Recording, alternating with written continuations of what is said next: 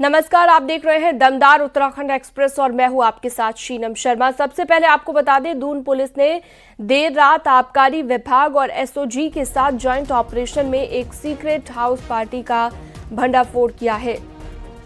WhatsApp के माध्यम से हाउस पार्टी में शामिल होने का इन्विटेशन भेजा गया था। देहरादून के कैंट क्षेत्र में पड़ने वाले गाजियावाला के एक निजी घर में हाउस पार्टी चल रही थी, जिसमें 17 लड़कियां समेत कुल 57 मेहमान शामिल हुए थे। पुलिस ने मौके से इंपोर्टेड शराब भी पकड़ी है। बड़ी खेप बरामद हुई है। जिस घर में पार्टी चल रही थी वो किसी गाजियाबाद की महिला के नाम पर है। पार्टी में शामिल सभी को पुलिस पूछताछ के लिए अपने साथ ले गई है। नियमों के खिलाफ उनके साथ कार्रवाई की जाएगी, उनके खिलाफ एक्शन लिया जाएगा। तो नियमों के तहत ही उन पर यह एक्शन होगा। व्हाट्सएप के जरिए इनविटेशन भेजा गया। कैंट क्षेत्र में हाउस पार्टी यहां पर चल रही थी। आबकारी विभाग की ओर से बड़ी कार्रवाई यहां पर की गई है।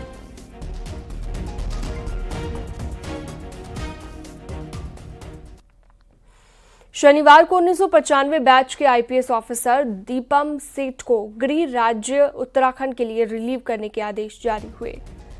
आदेश के मुताबिक फिलहाल सशस्त्र सीमा बल यानी कि एसएसबी में एडिशनल डायरेक्टर जनरल के पद पर नियुक्त दीपम सेठ ने प्रतिनियुक्ति खत्म होने से पहले रिलीव करने का आग्रह किया था।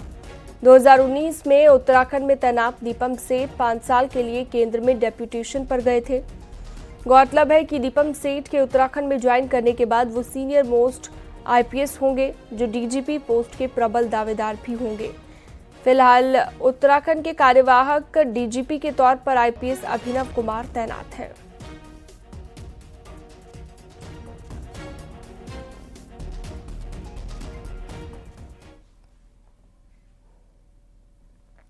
पहाड़ की लाइफलाइन अल्मोड़ा हल्द्वानी हाईवे है, जो कि क्वारब के पास पिछले 2 महीने से मलबा आने की वजह से प्रभावित हुआ है। अब पहाड़ आने के लिए लोगों को रानीखेत या फिर लमगड़ा होते हुए आना पड़ रहा है।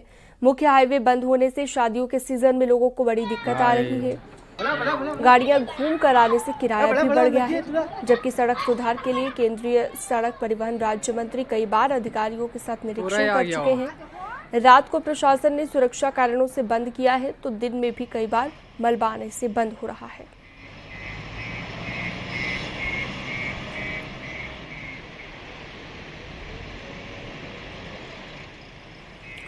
अल्मोड़ा से किशन जोशी हमारे साथ लाइव जुड़ चुके हैं। इस पर ज्यादा जानकारी और बातचीत के लिए किशन, काफी ज्यादा दिक्कतें लोगों को यहाँ पर आ रही है। काफी लंबे रूट से होकर लोगों को जाना पड़ रहा है। शादियों का सीजन भी चल रहा है। प्रशासन क्या कहता है, कब तक इस मार्ग को दुरुस्त कर दिया जाएगा? सिनम, ये अल्मोड़ा, पिथौरागढ़ और बागेश्वर की लाइफलाइन है जो पहाड़ को मैदान से जोड़ती है। लेकिन क्वारब के पास जो पहाड़ी एक्टिव हुई है, लगातार भूस्खलन हो रहा है पिछले 2 महीनों से, उससे जो है पहाड़ की एक रफ्तार थम जैसी गई है। पूरा जो पहाड़ के लिए खाद्यान्न, सब्जियां जो भी आती थी वो रानीखेत या लमगड़ा होते हुए जो है पहाड़ तक पहुंच रही है, जिससे किराया बढ़ गया है। लोगों को काफी घंटे और सफर तय करना पड़ रहा है। इसके साथ ही जो है शादियों का सीजन है, लोगों को बड़ी दिक्कतों का सामना करना पड़ रहा है। खुद जो है केंद्रीय राज्य मंत्री सड़क एवं परिवहन जो है अजय टम्टा खुद इस पर मॉनिटरिंग कर रहे हैं। टीएचडीटी की टीम बुला रखी है। एक्सपर्ट कई चक्कर लगा चुके हैं। अब इसके लिए 17 करोड़ रुपए जो है जारी कर जो है सड़क को तत्काल जो है ठीक करने के निर्देश दिए गए हैं, जिससे जो है लोगों की यात्रा सुगम हो सके। लेकिन काफी समय अभी लगेगा। इसके साथ जो है कुछ अन्य मार्गों को जो है देखा गया है, जिससे जो है लोगों को तत्काल राहत दी जा सकती है। जो उससे आसपास जो है बाईपास जो हो सकते हैं, जो ग्रामीण सड़कें थी उसको ठीक करने का प्रयास किया जा रहा है, जिससे जो है अगर सड़क के पास तत्काल अगर कोई मलबा आता है तो लोगों को डाइवर्ट करके काकड़ी घाट निकाल दिया जाएगा, जिससे जो है किसी तरह की दिक्कत नहीं होगी। लेकिन एक बड़ी बात है कि इससे पहाड़ को सबसे ज्यादा दिक्कतों का सामना करना पड़ रहा है। सब्जियां हैं, फल हैं या राशन है, वो जो है बेतासा उसमें वृद्धि हो गई है, उसकी कीमतों में वृद्धि हो गई है, जिसका नुकसान जो है स्थानीय लोगों को करना पड़ रहा है। सिनम, ठीक है, बहुत शुक्रिया किशन तमाम जानकारी के लिए आपका। देहरादून से अगली खबर आ रही है, जहां पर आज सीएम धामी शाम को दिल्ली के लिए रवाना होंगे। दिल्ली में सीएम 43वें अंतर्राष्ट्रीय व्यापार मेला और उत्तराखंड दिवस समारोह में शिरकत करेंगे। इसके अलावा सीएम धामी प्रधानमंत्री समेत केंद्रीय नेताओं से मुलाकात कर सकते हैं। केदारनाथ उपचुनाव में जीत के बाद सीएम धामी का दिल्ली का पहला दौरा है।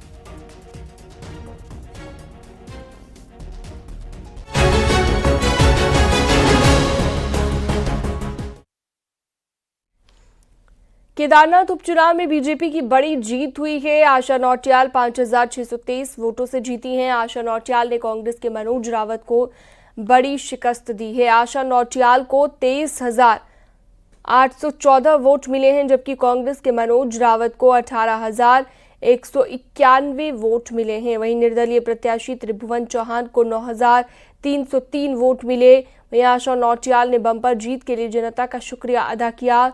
आशा नौटियाल ने कहा कि केदारनाथ के विकास कार्यों को और रफ्तार देने के साथ लोगों की हर दिक्कत को दूर करने पर उनका पूरा फोकस रहेगा।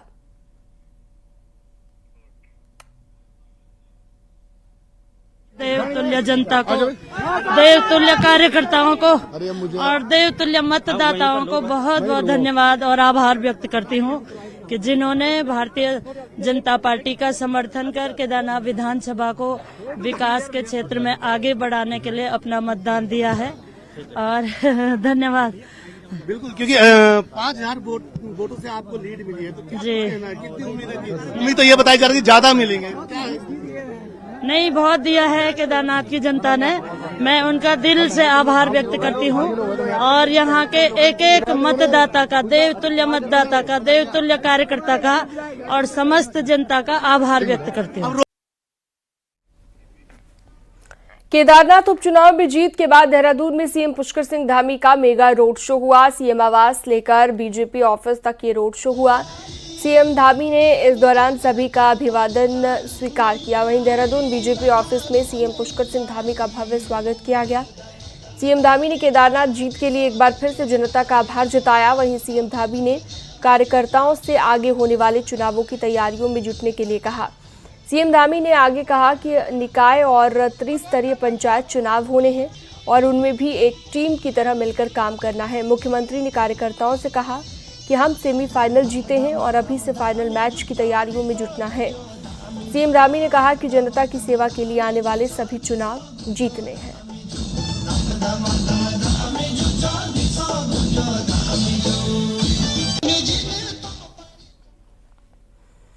केदारनाथ में बीजेपी की बड़ी जीत पर सीएम पुष्कर सिंह धामी ने जनता का आभार जताया। सीएम धामी ने कहा कि ये सुशासन की जीत है।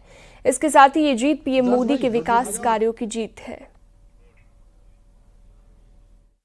केदारनाथ उपचुनाव में बीजेपी की जीत, और बीजेपी को इस जीत की बहुत उम्मीद थी, लेकिन एक उपचुनाव इतना बड़ा चुनाव बन गया जिसकी देश भर में चर्चा थी। तो केदारनाथ जीत के बाद मुख्यमंत्री पुष्कर सिंह धामी इस वक्त न्यूज 18 में हमारे साथ। सर, सबसे पहले आपको शुभकामनाएं। जी, बहुत धन्यवाद आपका। जो उम्मीद थी वो रिजल्ट मिला। मैं बाबा केदार को नमन करता हूं कि उनके आशीर्वाद से लगातार हम हर क्षेत्र में आगे बढ़ रहे हैं। उत्तराखंड आगे बढ़ रहा है। हमारे प्रधानमंत्री आदरणीय मोदी जी के नेतृत्व और मार्गदर्शन में लगातार आगे बढ़ रहा है। मैं केदारनाथ विधानसभा की देवतुल्य जनता को बहुत उनका आभार व्यक्त करता हूं कि उन्होंने विकास के क्रम को आगे बढ़ाया है। और एक बड़ी जीत श्री केदारनाथ विधानसभा में भारतीय जनता पार्टी की प्रत्याशी आशा नौटियाल को जिताकर हमारे निश्चित रूप से हमारा प्रोत्साहन किया है। और ये जीत है, सुशासन की जीत है। ये जीत हमारे प्रधानमंत्री आदरणीय मोदी जी की जीत है। ये जीत विकास की जीत है और ये जीत हमारी नीतियों की भी जीत है। ये उन लोगों के मुंह पर करारा तमाचा है जिन्होंने वहां पर झूठ और भ्रम की राजनीति की, क्षेत्रवाद फैलाने का काम किया, जातिवाद फैलाने का काम किया। निचले स्तर पर आकर जिन्होंने इस चुनाव में सारी मर्यादाओं को तार तार कर दिया, ये उनके मुंह पर तमाचा है। ये कांग्रेस पार्टी और जितने भी विपक्षी लोग हैं जो कह रहे थे कि ये सेमीफाइनल है, ये चुनाव हमारा सरकार के साथ है, उनके मुंह पर भी जनता ने करारा तमाचा देकर उनके मुंह को बंद कर दिया है। अयोध्या, रामेश्वर, बद्रीनाथ, और एक परसेप्शन ये क्रिएट किया गया कि जहां जहां धार्मिक स्थल है वहां बीजेपी हारती है। केदारनाथ में टूटा है। सर, मैंने पहले ही कहा था कि इनका जो भ्रम है, जो ये कह रहे हैं, ये श्री बाबा केदार की कृपा से केदारनाथ में आकर पूरी तरह से ध्वस्त हो जाएगा और वही ध्वस्त हो गया। आप क्या मानते हैं केदारनाथ के इस चुनाव में, क्योंकि यात्रा बीच में आपदा की स्थितियां बनी, दिल्ली के मंदिर का जिक्र रहा, यात्रा शिफ्टिंग की बात रही, आपने हर बात का मंच से जवाब दिया, तो पब्लिक पे इस बात का असर नहीं था? पब्लिक के दिमाग में ये बातें नहीं गई जो कांग्रेस डालना चाहती थी? देखिए, झूठ और भ्रम ज्यादा दिनों तक नहीं चलता है, चूंकि आंकड़े बताते थे कि 56 दिन यात्रा कम होने के बाद भी 16.5 लाख 52,000 यात्रियों ने बाबा केदार के दर्शन किए हैं। इसी प्रकार से इन्होंने जो शिला ले जाने की बात करी, अन्य बातें करी, उन सभी पर जनता ने इनको करारा जवाब देकर इनके मुंह को बंद कर दिया है। अब ये फाइनल की बात करते थे कि हम 2027 का हमारा फाइनल है, 2024 में ही सेमीफाइनल में ही इनको बाहर कर दिया है जनता ने। आपको यहाँ से स्थितियां सर, अब आपको लगता है बीजेपी, ये जो केदारनाथ का आज रिजल्ट आया है, ये रिफ्लेक्शन है 2027 का? ये बहुत बड़ी जीत है, क्योंकि इसमें सारी जितनी भी राष्ट्र विरोधी शक्तियां हैं वह तक जो है इस पूरे चुनाव में कहीं न कहीं किसी न किसी प्रकार से अपने को सम्मिलित किए हुए थे। उन सभी के मुंह पर तमाचा है और भारतीय जनता पार्टी के हर एक कार्यकर्ता को इससे निश्चित रूप से प्रेरणा भी मिली है, उनके अंदर उत्साह भी आया है।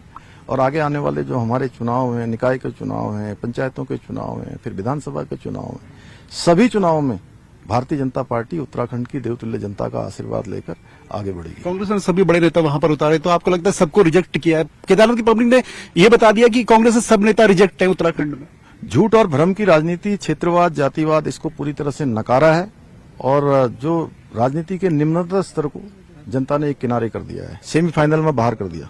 तो मुख्यमंत्री पुष्कर सिंह धामी जिनका साफ तौर पे कहना है कि जो केदारनाथ का रिजल्ट है वो सेमीफाइनल का रिजल्ट है और फाइनल जो 2027 में होना है उसके लिए पूरी तरह आश्वस्त है कि बीजेपी के पक्ष में ही वो नतीजे रहेंगे, और ये साफ तौर पर आज केदारनाथ के उपचुनाव ने साबित भी कर दिया है। कैमरा पर्सन दीपक उपाध्याय के साथ दीपांकर भट्ट, न्यूज़ 18 देहरादून।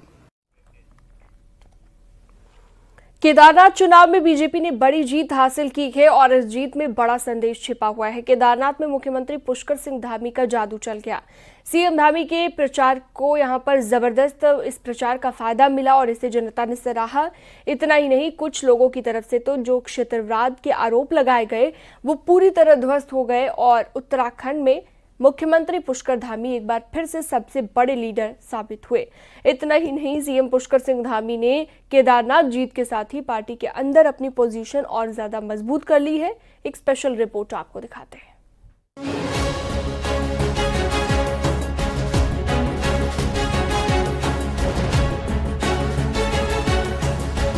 उत्तराखंड की केदारनाथ सीट पर कांटे की टक्कर में सत्ताधारी भारतीय जनता पार्टी की आशा नौटियाल 5,000 से ज्यादा वोटों से जीत गई। केदारनाथ विधानसभा में उपचुनाव वहां की बीजेपी विधायक शैला रानी रावत का असमय निधन हो जाने की वजह से हुआ। इसी साल जुलाई में जब बद्रीनाथ विधानसभा उपचुनाव में सत्ताधारी बीजेपी को हार मिली तो कांग्रेस ने उसे देश की बदलती हुई राजनीति का सिंबल बताया। लेकिन 4 महीने बाद हुए केदारनाथ उपचुनाव में बाजी पलट गई और पार्टी अपनी सीट संभालने में कामयाब रही। बीजेपी की हिंदूवादी राजनीति में बद्रीनाथ और केदारनाथ विधानसभा सीट बहुत मायने रखती है। लाखों हिंदुओं के आस्था के प्रतीक इन दोनों विधानसभा सीटों में आने वाले केदारनाथ और बद्रीनाथ धाम में देश भर से श्रद्धालु आते हैं। जाहिर तौर पर यह माना जाता रहा है कि इन सीटों पर बीजेपी की पकड़ है। बद्रीनाथ सीट पर जब बीजेपी की हार और कांग्रेस की जीत हुई तब बीजेपी की लीडरशिप भी सोचने पर मजबूर हुई कि आखिर गड़बड़ हुई कहां। इसी से सबक लेते हुए केदारनाथ सीट पर बीजेपी ने कोई चांस नहीं लिया। केदारनाथ धाम में 2013 की हिमालयन आपदा के बाद प्रधानमंत्री नरेंद्र मोदी ने 2014 में केंद्र की सत्ता संभालने के बाद केदारनाथ वैली में पुनर्निर्माण के कामों को अपनी प्राथमिकता में रखा। उसके बाद पीएम मोदी कई बार केदारनाथ आए हैं।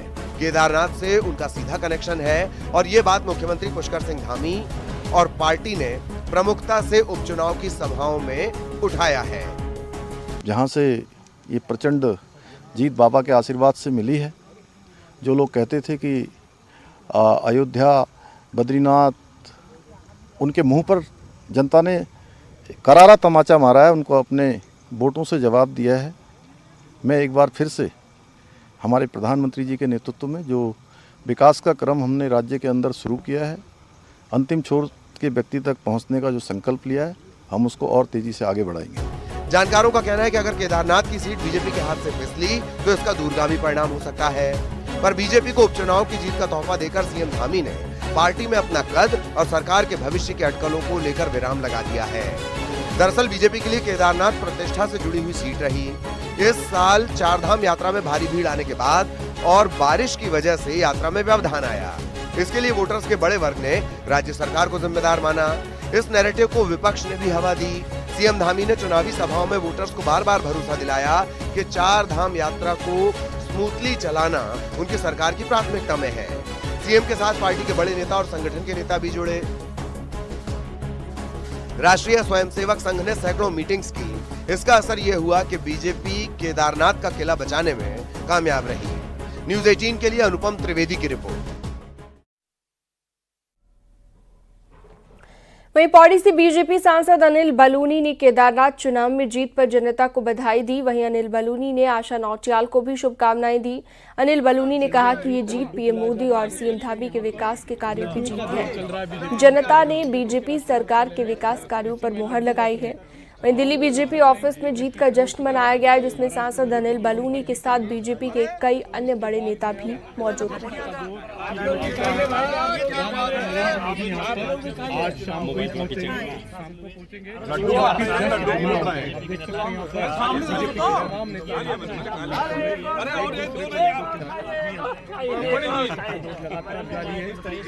सबको बधाई, सबको बहुत केदारनाथ में बीजेपी की बड़ी जीत हुई है। आशा नौटियाल ने कांग्रेस के मनोज रावत को हराया है। उपचुनाव में बीजेपी की जीत के बाद प्रदेश अध्यक्ष महेंद्र भट्ट ने भी जनता का शुक्रिया अदा किया। उन्होंने कहा कि जनता ने पीएम मोदी और सीएम धामी के विकास कार्यों पर मुहर लगाई है। जनता ने कांग्रेस की नकारात्मक राजनीति को नकारा है। माध्यम से केदारनाथ की संपूर्ण जनता को बधाई देता हूं, शुभकामनाएं देता हूं। अपने प्रत्याशी आशा नौटियाल जी को भी मैं बधाई देता हूं और जितने कार्यकर्ताओं ने रात दिन परिश्रम करके इस जीत को ऐतिहासिक जीत बनाने का काम किया है, ऐसे सब कार्यकर्ताओं के प्रति मैं आभार व्यक्त करता हूं। और मैं कह सकता हूं कि जिस प्रकार से कांग्रेस के द्वारा देवभूमि के देवतुल्य स्वरूप पर बार बार प्रहार करने का जो प्रयास किया जा रहा था, केदारनाथ धर्मस्थल की जनता ने कांग्रेस को मुंहतोड़ जवाब दिया है।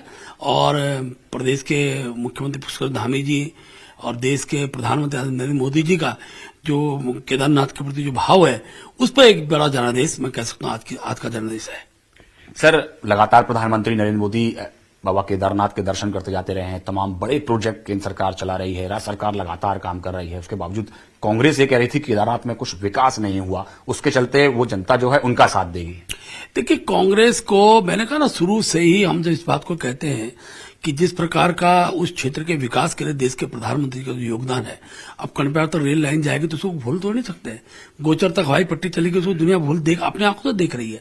और जिस प्रकार ऑल वेदर रोड के माध्यम से यात्रा जो हर वर्ष बढ़ रही है, इस बार तो ज्योतिष गणना के अनुसार 56 दिन कम यात्रा थी, लेकिन तो भी पिछली बार ज्यादा यात्री आए। लेकिन कांग्रेस ने वहां की जनता को गुमराह करने का प्रयास किया, वहां की यात्रा को जो प्रभावित करने का प्रयास किया, वहां के कारोबार को जो बार बार धरने प्रदर्शन और केदारनाथ प्रतिष्ठा यात्रा के नाम पर जिस प्रकार का गुमराह करने का जो चेष्टा की थी, वहां की जनता ने कांग्रेस को मुंह तोड़ जवाब दे दिया है।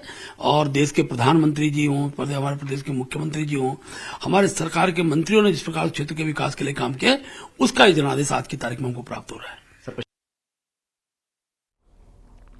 केदारनाथ उपचुनाव में हार के लिए कांग्रेस ने निर्दलीय उम्मीदवार को मिले वोटों के लिए उन्हें जिम्मेदार ठहराया है। पीसीसी चीफ करण माहरा का कहना है कि केदारनाथ का चुनाव पार्टी पूरी एकता के साथ लड़ी, लेकिन बीजेपी ने सत्ता का दुरुपयोग किया। बावजूद इसके अगर निर्दलीय उम्मीदवार के साथ तालमेल हो जाता तो तय था कि बीजेपी आसानी से चुनाव हार जाती। साथ ही माहरा ने कहा कि भले ही बीजेपी इस जीत से उत्साहित हो, लेकिन विपक्षी उम्मीदवारों को मिले वोट ये साबित करते हैं कि केदारनाथ की जनता उनके साथ नहीं है। निर्दलीय प्रत्याशी थे त्रिभुवन जी चौहान, उन्होंने भी लगभग 9000 के आसपास वोट लाए हैं। और मुझे लगता है कि अगर त्रिभुवन भाई के वोटों को और कांग्रेस के वोटों को जोड़ा जाए तो ये बीजेपी के मतों से कहीं अधिक है। और उस लिहाज से देखा जाए तो बीजेपी की ये विन नहीं है, उतनी बड़ी जीत मैं नहीं देखता हूँ। अल्मोड़ा पहुंचे हरीश रावत ने केदारनाथ में कांग्रेस की हार पर कहा कि ये हार कांग्रेस के साथ उन लोगों के लिए फिर चिंता की बात है जो पहाड़ की बात करने वाले हैं। वहीं हरीश रावत ने केदारनाथ में बीजेपी की जीत को उनके धन बल की जीत करार दिया है। अकेले कांग्रेस के लिए चिंताजनक पहलू नहीं है, ये सारे जो उत्तराखंड और पहाड़ की बात करते हैं, केदारखंड की बात करते हैं, उन सब के लिए भी चिंताजनक पहलू है। भाजपा के सत्ता और शराब और धन बल की जीत है, मगर उत्तराखंड की हार है, उत्तराखंडी सरोकारों की हार है। मनोज रावत मेरे नज़र में आज भी जिन चीज़ों के खिलाफ उत्तराखंड खड़ा है, लड़ रहा है, आवाज़ उठा रहा है, उसके लिए एक मुफीद जनप्रतिनिधि है। और देहरादून से अगली खबर आ रही है, जहां पर द साबरमती रिपोर्ट फिल्म देखेंगे सीएम धामी। हाथी बड़कला में ये फिल्म देखेंगे सीएम पुष्कर धामी। सीएम के साथ मंत्री और विधायक भी यहां पर मौजूद रहेंगे। फिल्म देखने के पहले मन की बात कार्यक्रम को सीएम धामी सुनेंगे। 11 बजे प्रधानमंत्री का आज मन की बात कार्यक्रम भी प्रसारित किया जाना है।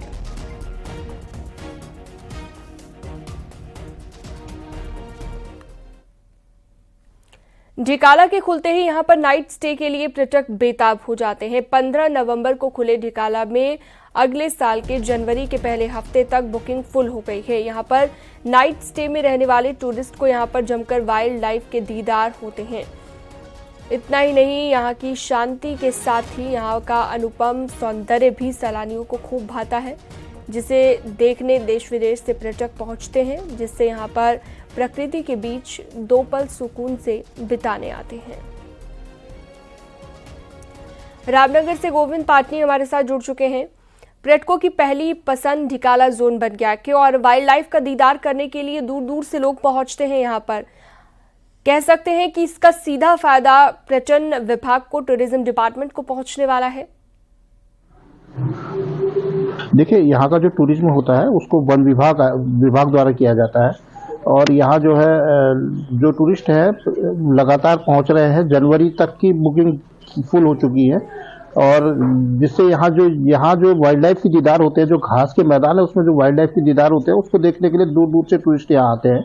इसके साथ ही आपको बताना चाहूँगा, यहाँ का जो सौंदर्य है, नदी, पहाड़, साल के पेड़ और घास के मैदान, इस तरह की जो इसकी जो भौगोलिक संरचना है इसको उस पर जो है चार लगाती है। बहुत शुक्रिया आपका गोविंद पाटनी जुड़ने के लिए। और अब एक नजर पहाड़ की 10 बड़ी खबरों पर।